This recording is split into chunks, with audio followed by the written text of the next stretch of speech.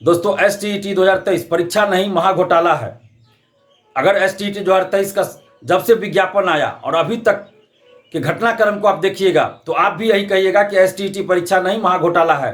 पहले तो फॉर्म भरने के लिए जिस तरह की हड़बड़ी की गई, उसके बाद परीक्षा जिस तरह से हुआ कि हर सेंटर से गड़बड़ी की खबर आई, बाहर से चीट पुर्जा पहुंचाया गया, धांधली सेटिंग की खबरें खूब आई, पेपर लीक की बातें हुई।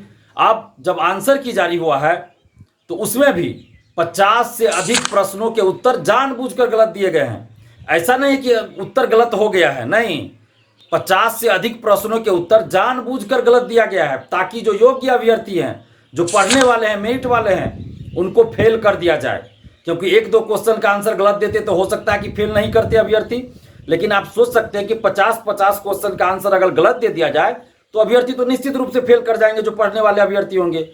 तो एसटीईटी 2023 मैं बार बार कह रहा हूं कि इनके बिहेव से जो बीएसईबी के चेयरमैन है और बीएसईबी जो बोर्ड है, उसके पूरे बिहेव से लग रहा है कि कुछ खास लोगों के लिए एसटीईटी 2023 आयोजित करवाई जा रही है।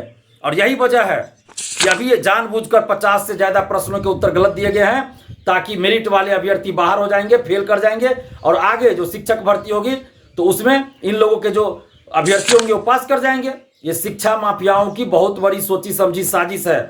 एक दो क्वेश्चन का आंसर मान लीजिए ऐसे मिसप्रिंट हो सकता है या किसी वजह से गलत हो सकता है, लेकिन 50-50 प्रश्नों के उत्तर, वो भी एकदम आसान क्वेश्चन के आंसर गलत नहीं हो सकते। ऐसे चिपको आंदोलन का नेतृत्व किसने किया?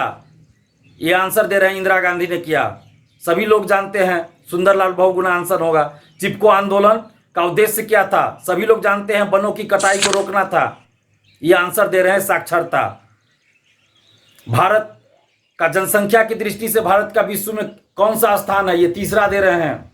सजीवों में पाए जाने वाले जैव प्रक्रम, इसी तरह बहुत सारे। बॉम्बे हाई किस चीज के उत्पादन के लिए जाना जाता है? इसी तरह 50 से अधिक प्रश्न है जिसके उत्तर गलत दिए गए, जब जो कि एकदम आसान प्रश्न है। अब आप सोच सकते हैं कि ऐसा क्यों किया गया होगा। हो सकता है अगली बार जब एसटीईटी हो तो उसमें क्वेश्चन पूछा जाए चिपको आंदोलन का नेतृत्व किसने किया, तो ये लोग सही आंसर ये लोग मानेंगे आनंद किशोर जी ने किया। हो सकता है, कोई बड़ी बात नहीं है, कोई बड़ी बात नहीं इन लोगों के लिए। इसीलिए मैं बार बार सभी प्रतियोगी परीक्षाओं में पारदर्शिता की मांग करते रहता हूं। अगर ये आंसर की जारी नहीं होता तो आज तो ये भी पता नहीं चलता कि इतने आसान प्रश्नों के उत्तर गलत दिए गए हैं। आपत्ति दर्ज करने के लिए भी एकदम कम समय दिया गया है। कल आंसर की जारी हुआ और आज 4 बजे तक आपत्ति दर्ज करना है आपको। तो आप जितने भी अभ्यर्थी है, सबसे पहले तो हम अपील करेंगे कि पूरे सोर्स के साथ आप आपत्ति दर्ज कीजिए।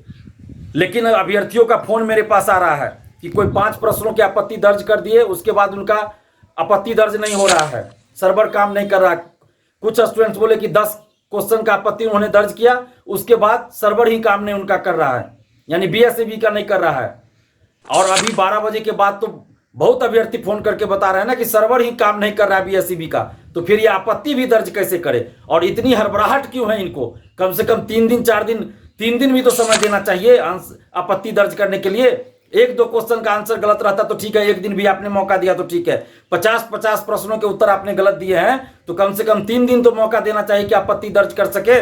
और उसमें भी आप आंसर की देखिएगा, आंसर की खोलिएगा तो 50 रुपया पहले आपको देना पड़ेगा। ये पैसों की लूट हो रही है। बेरोजगार युवाओं से बिहार में पैसा की लूट की जा रही है एसटीईटी 2023 में बीएसईबी के द्वारा। और ऊपर से फोन कॉल्स करके पैसा मांगा जा रहा है, कितना पैसा दीजिए नहीं तो आपको एसटीईटी में फेल कर देंगे। ये डाटा कहां से लीक हुआ? क्या इसका जवाब आनंद किशोर जी को नहीं देना चाहिए कि डाटा कहां से अभ्यर्थियों का सारा सही चीज लीक हो गया? एकदम हूबहू सही डाटा बताया जा रहा है अभ्यर्थियों के बारे में, कहां से लीक हो गया? और अभी जो आंसर की जारी हुआ उसमें 50 से अधिक प्रश्नों के उत्तर गलत है। हम नीतीश कुमार जी से मांग कर रहे हैं कि आप इस पूरे मामले की निष्पक्ष जांच करवाइए। क्यों इस तरह की घटना हो रही है कि 50 से अधिक प्रश्नों के उत्तर गलत दिए गए हैं जानबूझकर? इसकी जांच होनी चाहिए। जो भी इसके लिए दोषी है उस पर कानूनी कार्रवाई होनी चाहिए। और ऑनलाइन जब तक सरकार के पास व्यवस्था नहीं है परीक्षा कराने की, तब तक ऑनलाइन परीक्षा नहीं होनी चाहिए। मैं बार बार कह रहा हूं, सरकार सबसे पहले अपना संसाधन विकसित करे, तब ऑनलाइन परीक्षा लेने की बात सोचे। और अभी जो 50 से अधिक प्रश्नों के उत्तर गलत दिए गए हैं, हम आग्रह कर रहे हैं बीएसईबी के चेयरमैन से भी कि आप इस पे संज्ञान लेकर जल्द से जल्द इसमें सुधार कीजिए और सही उत्तर पर आप रिजल्ट दीजिए। अन्यथा बीएसईबी ऑफिस के अंदर आंदोलन झेलने के लिए तैयार रहिए।